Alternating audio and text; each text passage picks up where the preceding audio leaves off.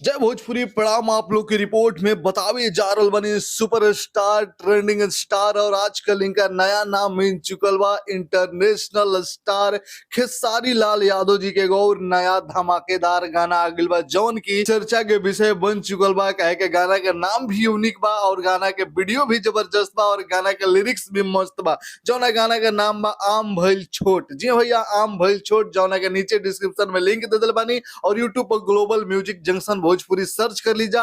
उस चैनल पे गाना रिलीज हो चुकल बा खेसारी लाल यादव और शिल्पी राज के मधुर आवाज में। जौना गाना का नाम बा आम भइल छोट। जौना में खेसारी लाल यादव जी के सुपर हिट जोड़ी जे कि आजकल खेसारी लाल यादव जी के साथे बहुत ही पसंद कइल जा रहल बाड़ी नीलम गिरी। जी भैया, नीलम गिरी और खेसारी लाल यादव जी के जबरदस्त डांस और परफॉर्मेंस आप लोग के देखे के मिली है वीडियो में। और ये गाना ग्लोबल म्यूजिक जंक्शन पे आज रिलीज हो चुकल बा। नाम बाटे आम भइल छोट। खेसारी लाल यादव जी के एगो नया सुपर डुपर हिट गाना। ए गाना के इतना ज्यादा लोग पसंद करल बा और व्यू जा रहल बा कि लाग रहल बा ई गाना खेसारी लाल यादव जी के जिंदगी के एगो और सुपर डुपर हिट गाना बने के ओर बढ़ चुकल बा। जी भैया, ए गाना के बहुत ज्यादा व्यू लाइक भी मिल रहल बाटे, लोग सपोर्ट भी कर रहल बा। और ए गाना के बता दी, गाना के लिखले बड़े प्रिंस प्रियदर्शी और म्यूजिक दिले बड़े प्रियांशु सिंह। और ये गाना के वीडियो डायरेक्टर और कोरियोग्राफर बड़े लकी विश्वकर्मा। यानी भोजपुरी के नंबर 1 टीम में गाना में काम कइले बा खेसारी लाल यादव जी के मधुर आवाज में। तड़कता भड़कता ई गाना बाटे, वीडियो भी जबरदस्त बा। और नीलम गिरी के हॉट अंदाज वाला जबरदस्त परफॉर्मेंस वाला खेसारी लाल यादव जी के साथ जबरदस्त